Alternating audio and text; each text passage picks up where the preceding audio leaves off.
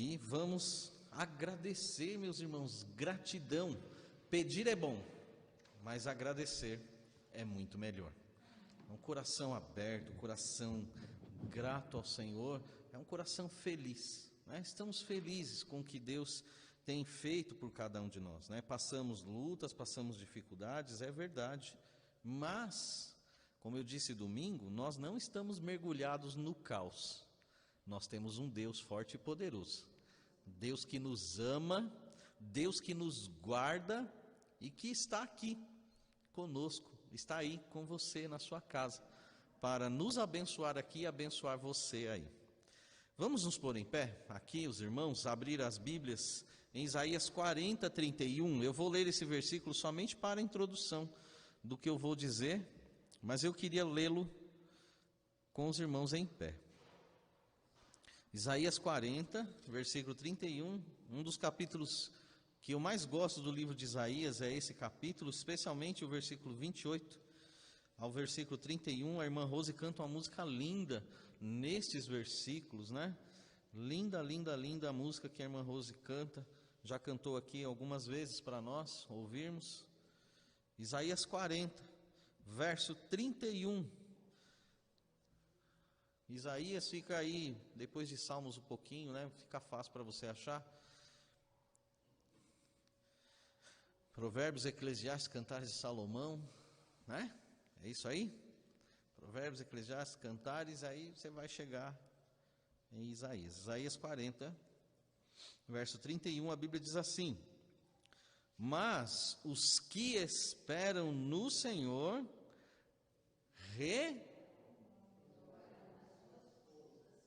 subirão, correrão e não se cansarão, caminharão e não se fatigarão. Vamos ler de novo? Mas os que esperam no Senhor renovarão as forças, subirão com asas como águias, correrão e não se cansarão, caminharão e não se fatigarão.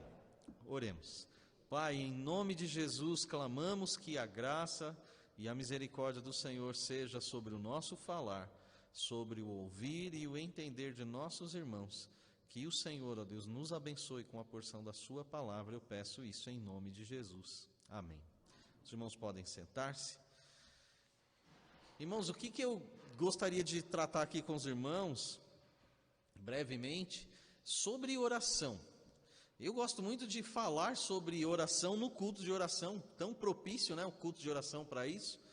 E eu gostaria de falar que somente através da oração, Deus nos dá forças para lutar contra causas aparentemente impossíveis. Eu vou repetir. Somente através da oração, Deus nos dá forças para lutar contra causas aparentemente impossíveis. Irmãos, quando você olha para Isaías 40, versículo 31, 4 coisas você vai perceber que acontece com aqueles que esperam. A primeira coisa, se você esperar em Deus, você vai ganhar forças. Os que esperam no Senhor renovarão, terão forças novas. Não é assim que nós cantamos o hino, né? Cantamos o hino, nós teremos um vigor, uma força. E que força é essa, irmãos? É a força que vem do Senhor, a alegria do Senhor, a nossa força é. Então, quando você espera no Senhor, você tem as suas forças renovadas. Segunda coisa que acontece quando nós esperamos em Deus, nós obtemos uma perspectiva melhor. Muitas vezes, irmãos, nós que somos seres humanos, nós mal conseguimos enxergar algo à nossa frente. Deus está no céu, Ele tem a visão completa. Deus tem a visão do passado, do presente, e Ele já está no nosso futuro. E Ele está lá para quê? Para nos abençoar. Qual é a perspectiva que nós temos? Segundo a palavra de Deus, aguardamos o céu.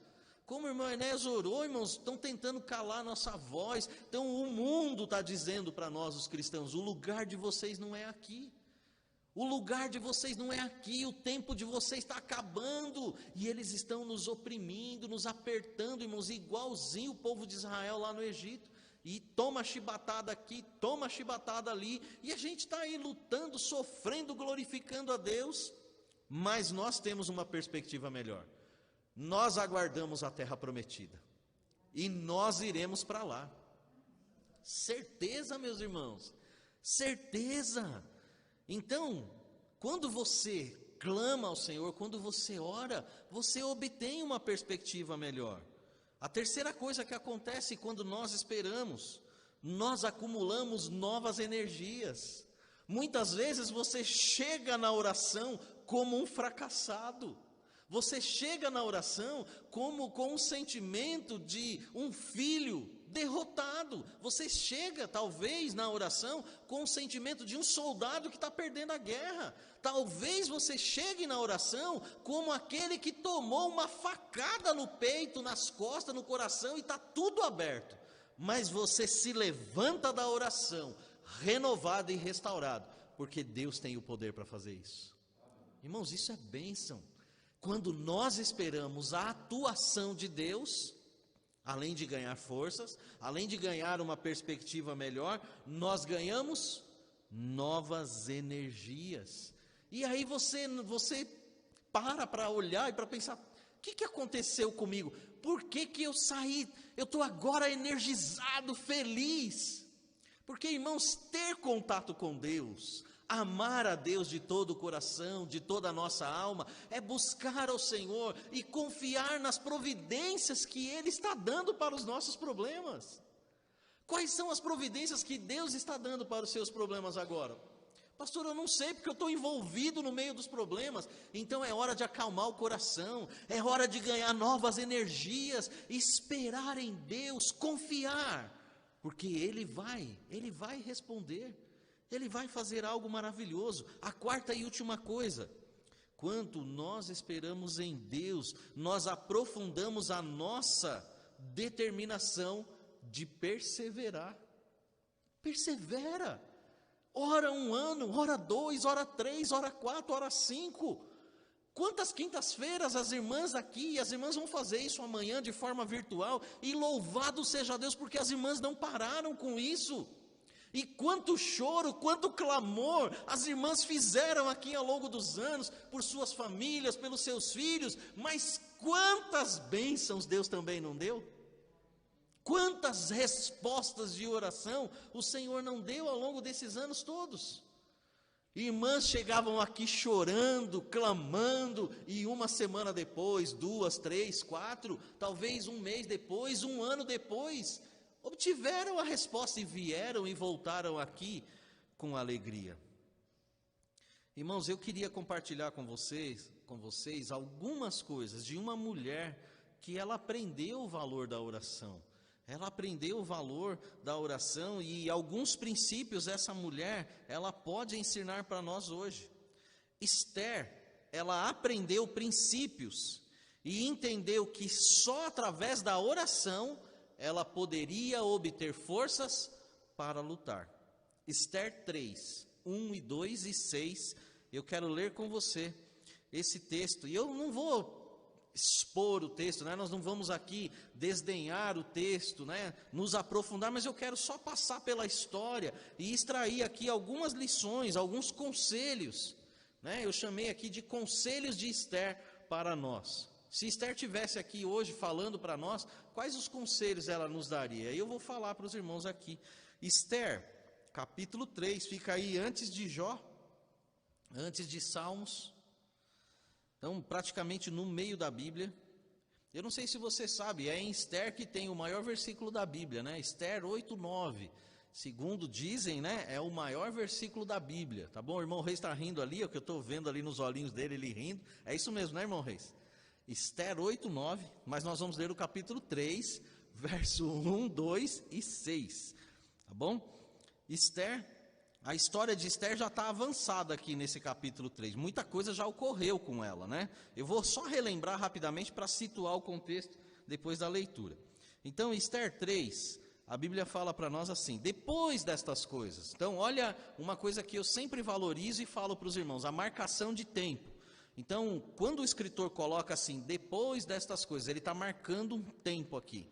Ocorreram coisas importantes antes, depois dessas coisas importantes, o rei Assuero engrandeceu a Amã, filho de Amedata, o Agagita, e o exaltou, e pôs o seu assento acima de todos os príncipes que estavam com ele. E todos os servos do rei, que estavam à porta do rei, se inclinavam, preste atenção a essa palavra, se inclinavam e se prostravam perante Amã, porque assim tinha ordenado o rei acerca dele. Porém, Mordecai, ou Mardoqueu, não se inclinava, nem se prostrava.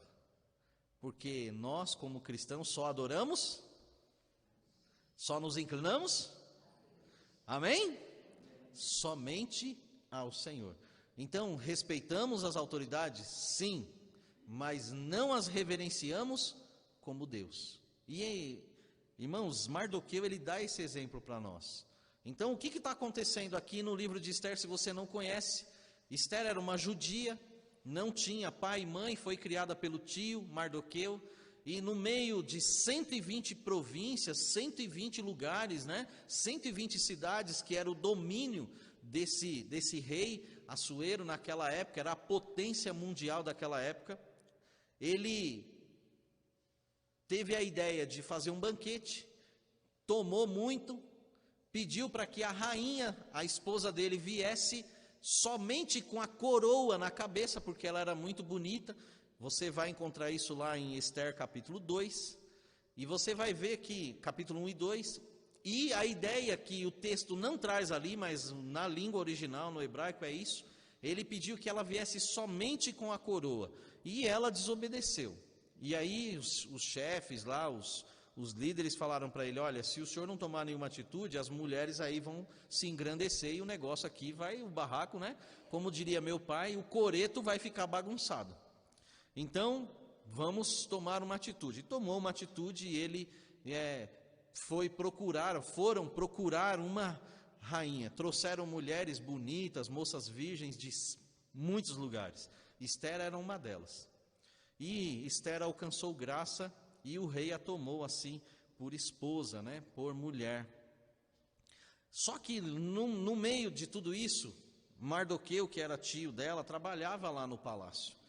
E esse homem, Amã, era um inimigo já de longa data do povo de Israel. Por quê? Porque sendo ele Agagita, como está aqui no texto, ele é descendente de Agag. Agag foi aquele rei que Samuel, ordenado por Deus, falou para Saul, olha, extermina Agag, esse rei ímpio, um homem que não faz a minha vontade. Era para Saul ter feito isso, só que Saul não fez. Ele poupou Agag, poupou o melhor lá para oferecer ao Senhor. Eu sei que você conhece essa história. E aí nós chegamos aqui, nesse momento em que Amã, ele é exaltado, irmãos, talvez o segundo no reino, e ele vê aquela situação como algo bom para fazer vingança. Para quem?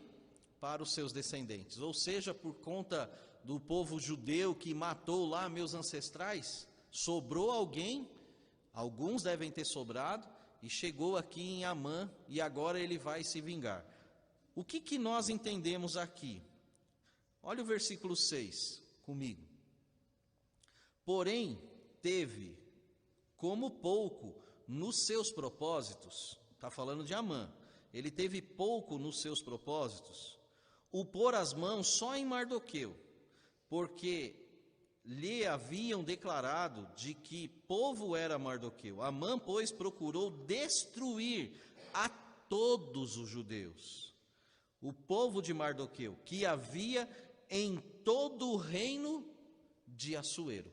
Aonde estiver um judeu, ele vai morrer. Esse era o desejo de Amã. Amã virou, irmãos, um exterminador de judeus. Só que aí a gente chega no capítulo 4. Vá comigo lá no capítulo 4, por favor, versículo 3. O rei deu uma ordem, essa ordem foi assinada, né? Foi feito ali uma carta foi enviada para as províncias, virou lei, ou seja, os judeus vão ter que morrer. E em todas as províncias onde a palavra do rei e a sua lei chegava, havia entre os judeus grande luto, com jejum, choro e lamentação, e muitos estavam deitados em saco e em cinza. Versículo 15 a 17. Então disse Ester, que tornassem a dizer a Mardoqueu: vai, ajunta todos os judeus que se acharem em Susã, e jejuai por mim, e não comais nem bebais por 3 dias, nem de dia nem de noite, e eu e as minhas servas também assim jejuaremos. E assim irei ter com o rei, ainda que não seja segundo a lei, e se perecer, pereci.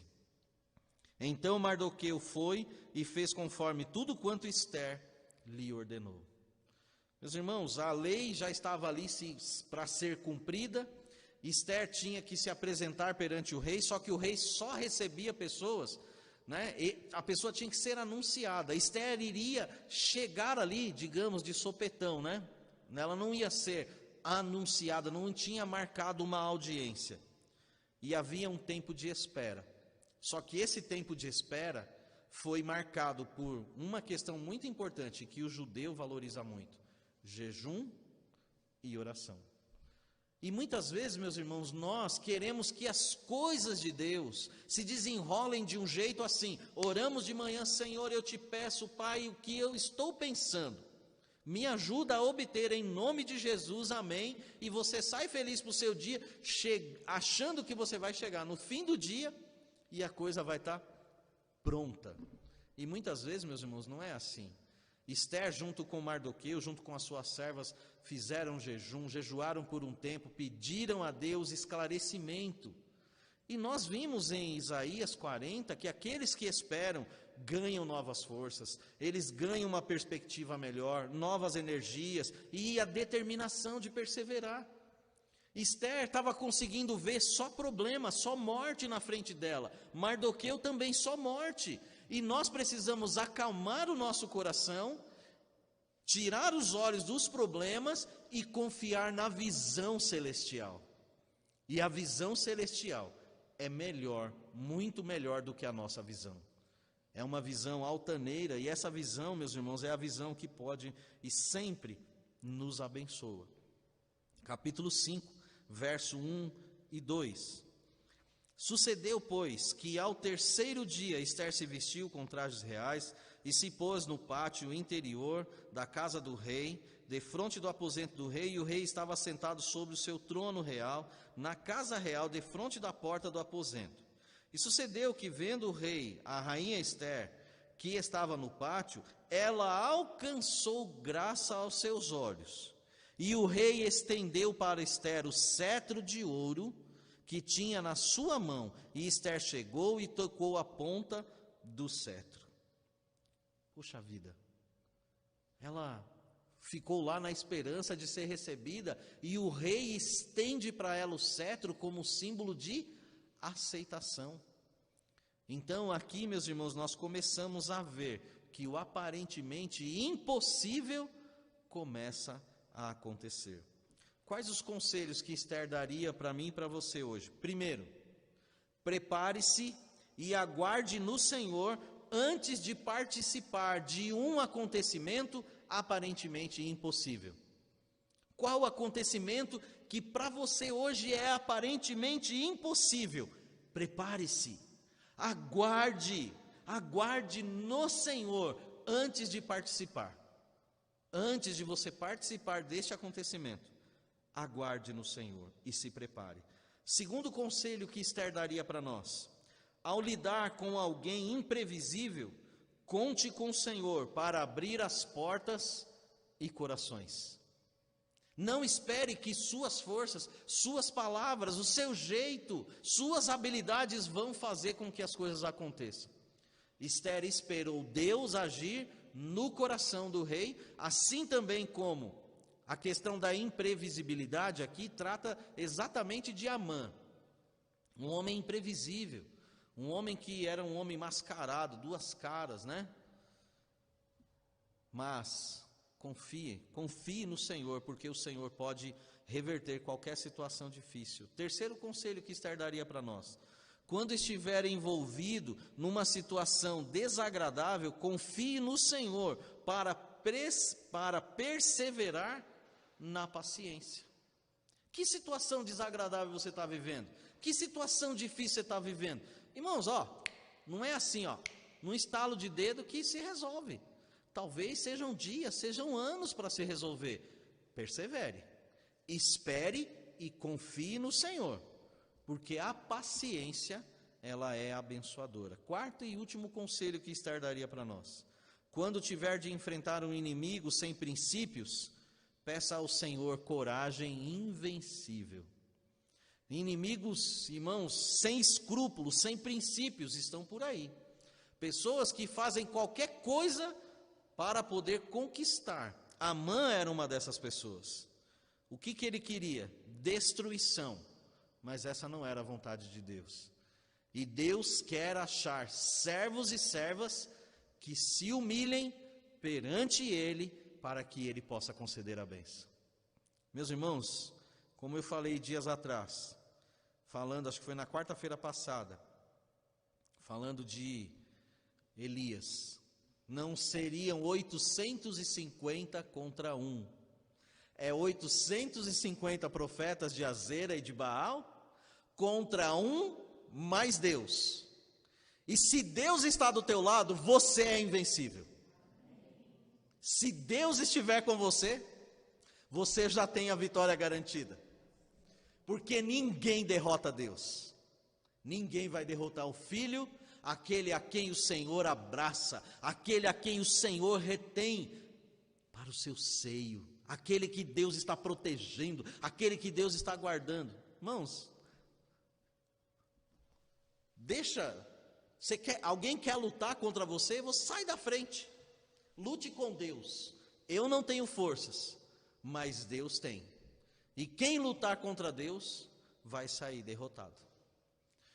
A lição bonita que a gente aprende na vida de Jacó no Vale de Jaboque, não é só o fato dele ter lutado com Jesus, digamos assim, a teofania ali, o Filho de Deus aparecendo ali para ele. Não é só esse o fato, mas a beleza da história de Jacó é a perseverança. Ele perseverou, eu quero ser abençoado, eu quero, e ele foi, meus irmãos, a noite inteira lutando, e talvez Jacó tinha consciência de que ele não venceria, mas ele queria, e nós precisamos ter a perseverança de Jacó, nós precisamos ter na nossa vida a paciência, a perseverança de Esther, e entender que nós estamos lutando com Deus, Deus está lutando por nós, e a vitória virá segundo a vontade dEle. Então creia, ore, clame, deixa Deus dar forças para você. Está se sentindo fraco, fracassado? Meus irmãos, esses dias aqui, quantos motivos eu tenho para chorar, e eu chorei a perda do meu cunhado, estou triste chorando a perda do meu tio querido, tio do coração, um grande homem, meus irmãos, um grande homem foi para debaixo da terra hoje, um esteio da nossa família, um homem abençoado e graças ao Senhor, servo do Senhor, está na glória celestial agora, graças a Deus por isso. Temos motivos para chorar? Temos, mas nós não somos derrotados, porque Deus já venceu a morte, e nós vamos encontrar o tio Malaquias lá no céu, vamos encontrar outros amigos e parentes, porque receberam Jesus como Salvador, e a gente vai ficar triste, vai ficar angustiado, mas nunca derrotado, porque a vitória já foi conquistada para nós na cruz do Calvário. Esperança, motivação. Se nós ficarmos mergulhados nos problemas, nas dificuldades, e não confiarmos no Deus a quem nós servimos, a derrota vai tomar conta, meus irmãos. A derrota vai vir. E nós gostamos de dizer que nós somos mais do que vencedores. Somos mais do que vencedores, então vivamos como vencedores. Amém? vivamos como vencedores, estejamos felizes. Somente através da oração, Deus nos dá forças para lutar contra causas aparentemente impossíveis. Aparentemente.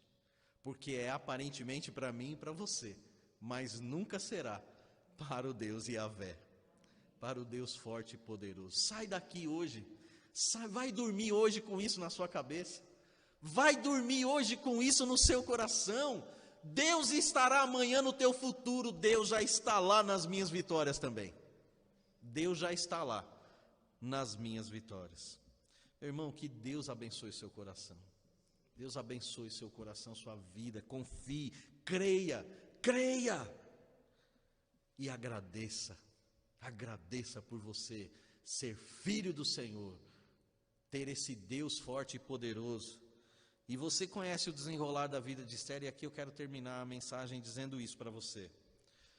Esther conseguiu fazer com que nenhum judeu, não tivesse problemas para os judeus.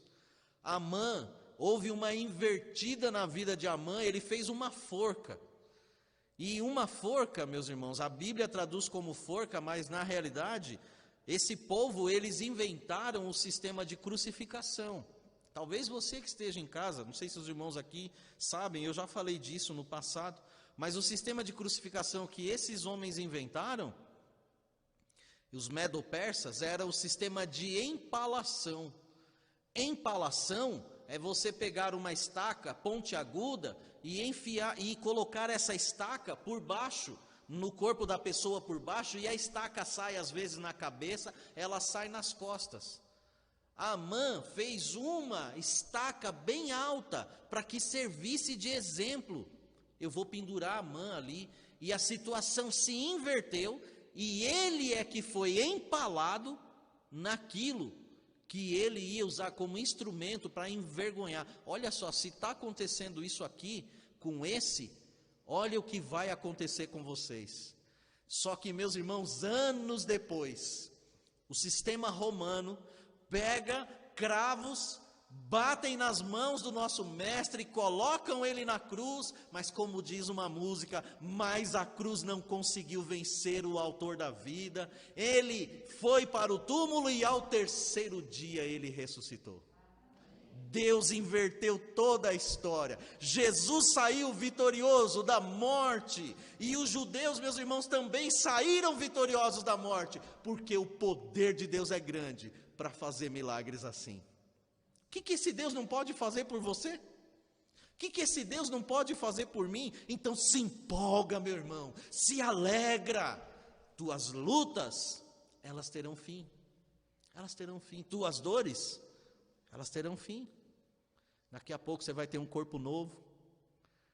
Tem uns irmãos aqui na igreja que falam, pastor, na idade que eu estou, é dor. Cada dia é uma dor diferente. Vai acabar, meu irmão. Vai acabar. Joelho novo, coluna nova, tudo novo. Visão. Estou enxergando, eu já estou com dificuldade para enxergar, porque eu preciso renovar meu óculos. Não vai ter problema de visão no céu. Tudo será resolvido. E meus irmãos, que bênção poder saber que esse Deus está operando isso por nós agora. Confie, creia, em nome de Jesus. Amém?